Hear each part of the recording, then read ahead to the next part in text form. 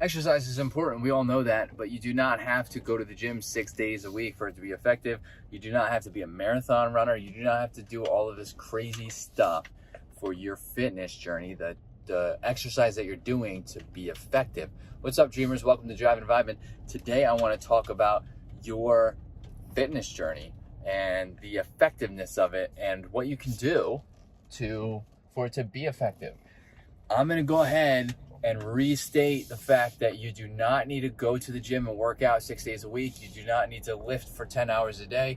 You do not need to walk uphill both ways for 10 miles at a pace of 7 miles an hour every single day for your journey to be effective, for what you're doing to be effective. If you are a primarily sedentary individual, which means you sit most of the day, if you are a desk worker, if you are enrolled in school and you sit in school learning, and you do no activity, if you get out and do 5 minutes of walking each day, just 5 minutes, that's 5 minutes a day more than you have been doing. That's 35 minutes a week total that you haven't been doing at all. So think about that. You're actually doing something. And people say that all the time, like anything's better than nothing. And this is very much true. 5 minutes of walking will help get your blood flowing. It'll also help to start building habits, right? So like let's give an example. Well, let's backtrack for a second because I just cut myself off. It's going to get blood flowing. You're going to get that cardiorespiratory, that boost. So you're going to be able to, have blood flowing to different muscles. I just lost my train of thought. That's why I backtracked. You're going to have that cardiorespiratory, cardiovascular, endurance being built. You're going to strengthen your muscles starting from the legs up, right? So starting from the ground up is kind of where you want to build anyway. There's a lot of benefits. And not only that, it's a mood boost. There's going to be a mood boost even with just 5 minutes.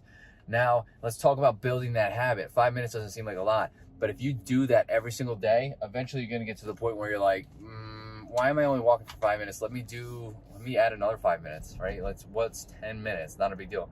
And then you're gonna start doing 10 minutes. Then you're gonna do that for however many weeks. And then you're gonna be like, I don't know why I'm just doing 10 minutes. Let me do 15 minutes. And then it's gonna build up, and you're building this habit indirectly.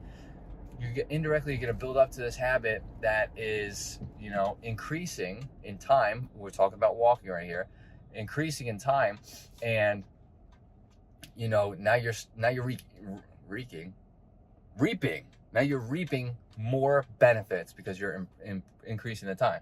Now let's keep going with this example.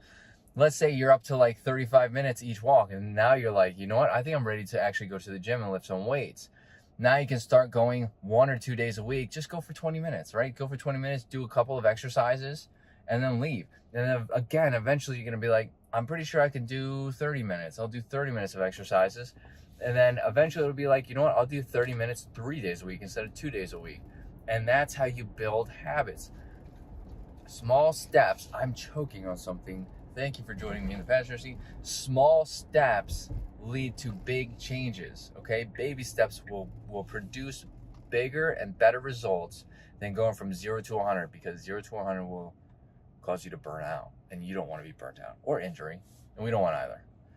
So if you have any tips of your own, let me know in the comments. I'd love to get this conversation started. Hit that like button, helps out the channel. Hit that subscribe button for more content like this. And I'll see everybody in the next video. Later, dreamers.